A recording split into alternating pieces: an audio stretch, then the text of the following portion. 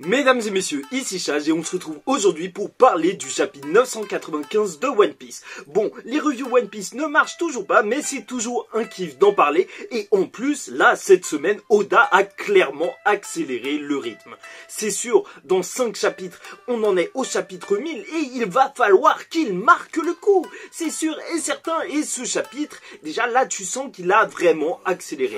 Bon, il n'y a toujours pas d'intro dans ces vidéos, mais c'est pas grave, désolé pour le petit bruit à l'instant, mais déjà rien que la première page, elle était ouf. Elle était ouf, pourquoi? Parce qu'on voyait Marco contre Big Mom, et juste la page était magnifique. Ces deux combats de flammes étaient magnifiques. Le truc qu'il faudra retenir, bien évidemment, c'est que les flammes de Marco réussissent à brûler Big Mom quand même, même si elle aussi utilise du feu, et elle trouve que c'est étrange. Alors pourquoi? Et il le dit, les flammes du Phénix sont spéciales. Peut-être que les flammes du Phénix, vu qu'elles lui permettent de se régénérer, permettent aussi d'enlever la vie. Tu vois, ce serait assez logique que dans un sens, elle régénère et dans l'autre, elle enlève de la vie. C'est assez logique et ça marcherait assez bien. En plus, voilà, c'est Marco, c'est le second d'un équipage de Yonko. Il était vraiment super puissant et il va pouvoir aider les Mugiwara parce que c'est vrai, Big Mom est juste trop forte et c'est déjà assez compliqué avec Kaido. Bon, d'ailleurs, je pense que c'est vraiment très important cette histoire de flamme, mais on en reparle après. Parce que après il y a Wanda et Carrot qui vont arriver face à Perospero, parce que oui, Perospero, il était là pour soutenir Big Mom aussi, et elles vont l'affronter sous forme Sulong.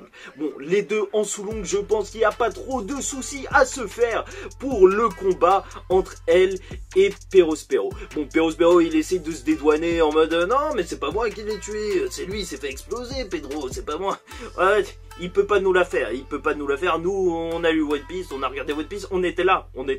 C'est à cause de lui, c'est à cause de lui.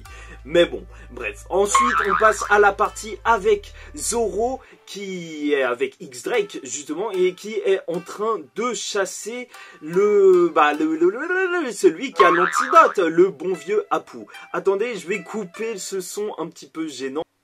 Bon, vraiment désolé. Donc, X-Drake, il est dans sa forme hybride, ils sont en train de se battre, normal, jusque-là, normal. Et tu vois que Zoro, il va dire un truc que je trouve vraiment impactant. C'est qu'il va se dire qu'il n'a pas le temps parce qu'il doit se battre non pas pour Luffy, mais pour Kinemon. Et tu vois que là, Zoro, il se bat en tant que samouraï. Et ça, franchement, ça me fait kiffer parce que quand il va arriver sur le toit avec les autres, lui, il doit découper Kaido au bout d'un moment. Bien sûr, là, il a le sabre d'Oden, il faut qu'il se batte comme un vrai samouraï. Bon, après, t'as Chopper, Robin et Boo qui sont en train de parler. Et Chopper nous fait un petit truc, mais assez intéressant en fait. Il va nous dire, mais ce virus, il se prolifère avec le froid. Alors, est-ce qu'il aurait trouvé la solution? On ne sait pas encore, mais en tout cas, il s'est fait toucher par le virus. Et c'est là où, bien évidemment, si le virus, il se prolifère avec le froid, il y a peut-être la possibilité que tout simplement, ce soit le feu, la chaleur, qui puisse arrêter le virus. Et devinez qui est l'autre médecin qui est là? Eh bien oui, c'est Marco, bien évidemment. Je pense qu'il va y avoir un lien, son pouvoir, il peut énormément aider contre ce virus. Parce que je pense que la petite fiole d'antidote, elle suffira pas et ils peuvent faire le taf en tant que médecin et c'est super important. En plus, t'as Queen qui va regarder les avis de recherche de Zoro et de Sanji et là, il va voir que Sanji c'est un Vinsmoke et apparemment il connaît les Vinsmoke. Peut-être qu'il travaillait avec Judge avant, en même temps eux deux c'est des genres de scientifiques, donc ça marcherait assez bien. Et en plus, voilà, depuis le début, moi je vois les théories, les vidéos qui disent oui, Sanji va se battre contre Queen, sauf que en soi, je voyais pas le lien entre les deux. Encore Zoro qui se bat contre King, un autre épéiste. Ok, ça le fait. Mais Queen et Sanji, là, maintenant, s'il peut se battre contre un collègue de son père, c'est un petit peu la revanche qu'il n'a pas pu avoir à Whole Cake. Parce que, bon, en même temps, il n'avait pas défoncé son daron. Ça aurait été gênant pour tout le monde. Là, il peut affronter Queen. Et maintenant, je veux voir le combat. Je suis content. Oda nous l'a bien installé. Et la dernière partie de ce chapitre était assez choquante.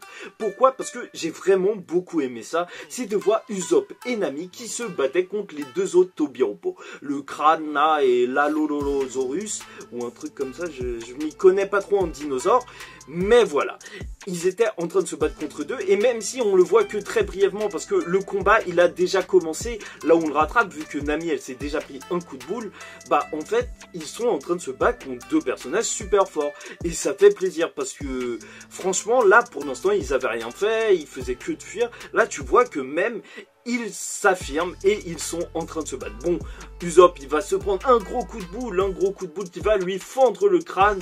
Bon, c'est One Piece, hein, tu vois souvent des personnages qui ont des trucs comme ça, tu vois leur crâne éclater, mais 2 minutes après, ils se relèvent. Normalement, ça devrait pas être trop grave. Mais ce qui va être chaud, c'est qu'elle va attraper...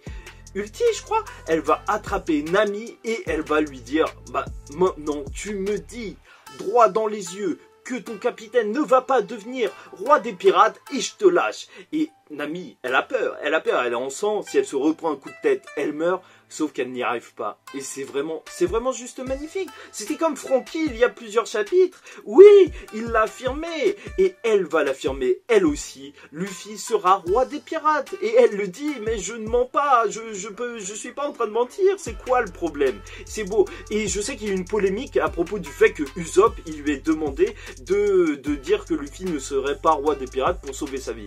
Mais là, je vous rappelle que ok, c'est sûr, c'est choquant, tous les autres Mugiwara, ils sont à fond, ils disent Luffy, ce sera le roi des pirates, même si on les oblige à dire l'inverse. Sauf que là, Usopp, il était en train de voir sa camarade, sa Nakama, qui allait peut-être mourir. Donc c'est évident, c'est juste évident qu'il va essayer de la protéger, et s'il n'en est pas capable par sa force, bah il va lui demander d'essayer de se protéger elle. C'est une chose de se sacrifier, c'est une autre de sacrifier un de ses potes. Donc c'est normal que Usopp ait dit ça, je pense qu'il n'y a vraiment aucune polémique à avoir sur le sujet. Bon, bref. Et à la fin, il y a Otama qui arrive. Otama qui arrive, déjà, c'est assez surprenant. Comment elle est arrivée? Je pense que c'est ça le plus gros mystère, surtout qu'elle arrive avec son gros chien tigre, je sais pas quoi.